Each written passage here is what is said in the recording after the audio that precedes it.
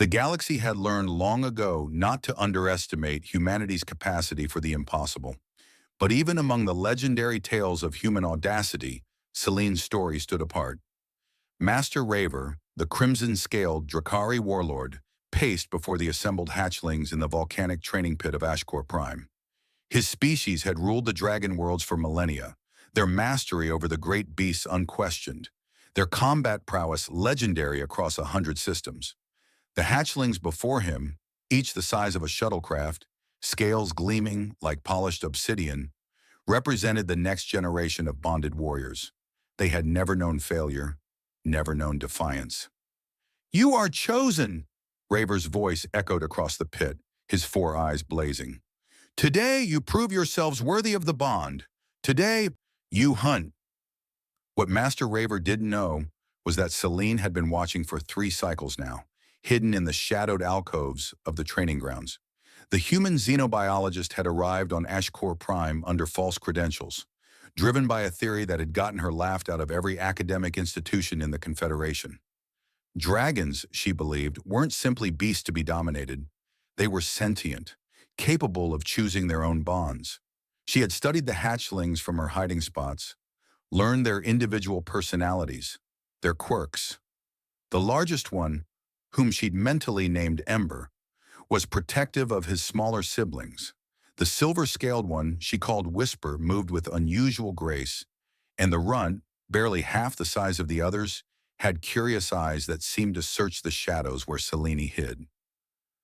Today was different. Today, Master Raver had brought live prey, a captured human prisoner, shackled and terrified, meant to teach the hatchlings how to hunt the softskins who had been encroaching on Drakari territory. Selene's blood ran cold as she watched from her perch. This wasn't training, this was murder.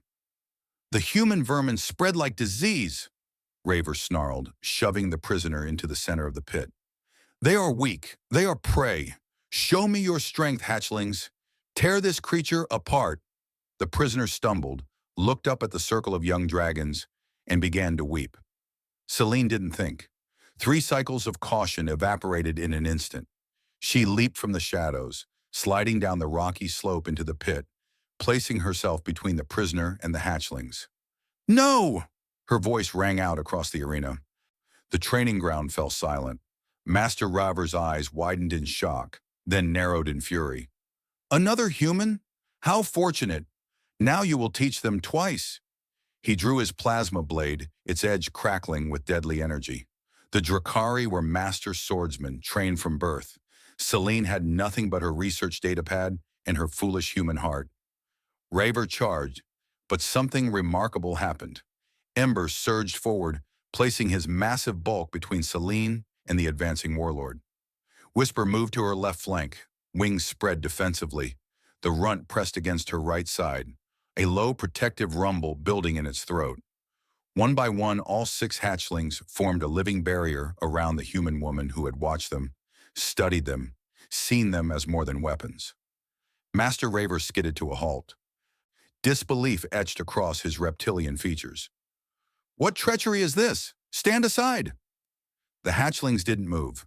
Ember's eyes, intelligent, knowing, locked onto Raver's, and for the first time in his long life, the master trainer saw defiance in those ancient eyes. "Impossible," Ravor breathed. "They're not bonded. They can't choose. They're not sentient?" Selene's voice was steady now, her hand resting on Ember's scaled flank. "That's where you're wrong. That's where you've always been wrong." She had spent weeks in the shadows, not dominating, not commanding, but simply being present. She had hummed old Earth songs when she thought no one was listening. She had sketched the hatchlings in her datapad with genuine admiration. She had treated them like the intelligent beings they were, not tools to be sharpened. Raver raised his blade. "Then you will all die together." He lunged, but Ember's tail swept his legs. Whisper's breath, not fire yet, but superheated air, knocked the blade from his grip. The other hatchlings closed ranks, their unified growl shaking dust from the pit walls. The warlord scrambled backward, understanding dawning with terrible clarity. The bond was never about domination. It was about recognition, respect, choice, and the hatchlings had chosen. Within hours, the Drakari conclave was in emergency session. Selene stood before them, 6 hatchlings arrayed behind her like an honor guard, the freed prisoner at her side. Master Raver, stripped of his title, could only watch as centuries of tradition crumbled. Humanity didn't conquer your dragons, Selene told the assembled Drakari lords. We simply asked them what they wanted. And for the first time, someone listened to their answer. The runt, she had finally learned his true name was Cinder in the old dragon tongue, nuzzled her shoulder gently. In that moment, a new chapter began for both their species. The galaxy would speak of this day for generations. The day a human waited in the shadows, not with weapons or demands, but with patience and respect.